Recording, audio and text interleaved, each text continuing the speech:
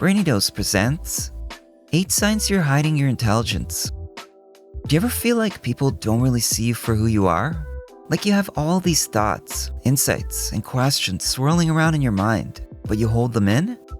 It's not that you're trying to be fake. You've just learned that showing your full depth doesn't always land the way you expect it to. So you edit yourself. You play it cool. And while people might think you're nice, funny, or easy to talk to, they have no idea how sharp you actually are. With that in mind, here are 8 subtle signs you're hiding your intelligence. Number 1, you filter everything you say through a social safety check. Before you open your mouth, there's a quick internal screening process. You scan for tone, phrasing, possible reactions, all in milliseconds. Will this sound arrogant? Am I about to make someone feel dumb? Should I tone it down? Instead of sharing the full version of your thoughts, you trim them down and soften the edges. You use simpler language or keep things vague to avoid social friction. And while that filter keeps things smooth, it also keeps your brilliant mind partially hidden. Number 2, you downplay what comes naturally to you. Certain things just click for you. You notice patterns, anticipate outcomes, or grasp abstract ideas fast. These mental habits feel so normal that you just assume anyone can do the same. When people respond with surprise or admiration, it catches you off guard. You shrug it off by saying, "It was easy," or "no big deal," when in fact, what you did required skill or insight that most people don't have. You've likely been doing this for so long that you've internalized the idea that if something isn't difficult for you, it must not be special. Number 3, you keep your achievements concealed. There are achievements you're genuinely proud of. Maybe a degree, a skill you've mastered, or something you've built, but you rarely mention them. You don't see the point in bringing them up unless someone directly asks. Even then, you might give the short version or quickly change the subject. Why? Because it feels like bragging. And maybe, just maybe, you're tired of your achievements being met with silence, envy, or one-upmanship. You don't want to shift the dynamic, come across as self-important, or invite awkward reactions.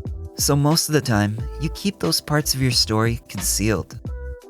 Number 4, you make jokes to mask smart observations. Sometimes you'll say something insightful, a comment that cuts right to the core of a situation, but you wrap it in a joke or deliver it with a casual tone so it doesn't feel too intense. You use humor to disarm your own intelligence, because if people think you're just being witty or playful, they're less likely to feel threatened or awkward. This way you can express your observations without making the room tense. However, it also means your insight goes unrecognized a lot of the time. Number 5, you feel disconnected during shallow conversations. You're present, engaged, and polite, but internally, you start drifting. Small talk, surface-level topics, or overly repetitive discussions leave you feeling unstimulated. While others seem perfectly content, you're waiting for something more engaging to latch onto. You're not trying to be difficult. Your mind is simply tuned to a different level of interaction.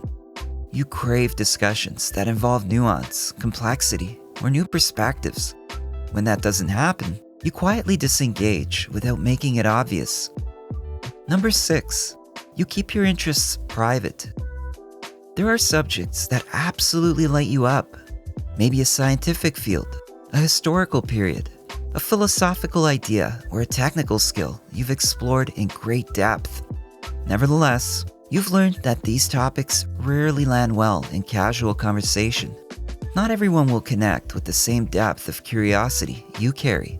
You might have shared your excitement before and were met with blank stares or a quick subject change. After enough of those moments, you stop trying to bring them up. Number 7, you often feel like people don't get you.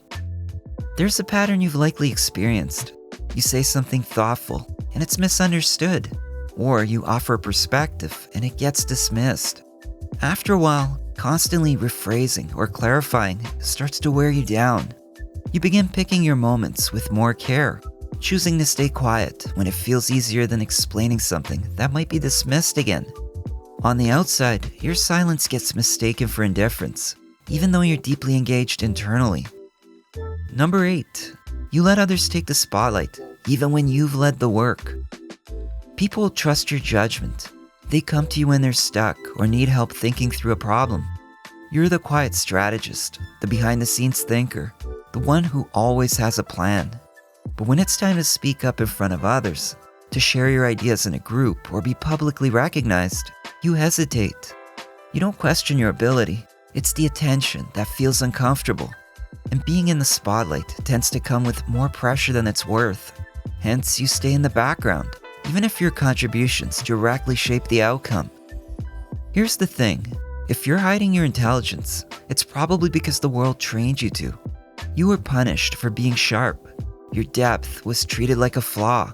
And instead of being celebrated, your insight was met with silence, discomfort, or rejection. Now, here's what you need to know. Hiding your intelligence doesn't protect you. It starves you. If any of this felt painfully accurate, it might be time to stop treating your mind like a liability. Start letting it show more often. Let people see the version of you that doesn't over-edit or stay quiet out of habit. You don't have to force it. Just make room for a little more of your real perspective in everyday moments. The people who value depth will do more than just notice. They'll respect you for it. Thanks for watching. If this resonated with you, drop a comment. We'd love to hear from you. Don't forget to like, subscribe, and share this with someone who needs to hear it. And if you're ready for more content like this, stick around. There's a lot more coming your way.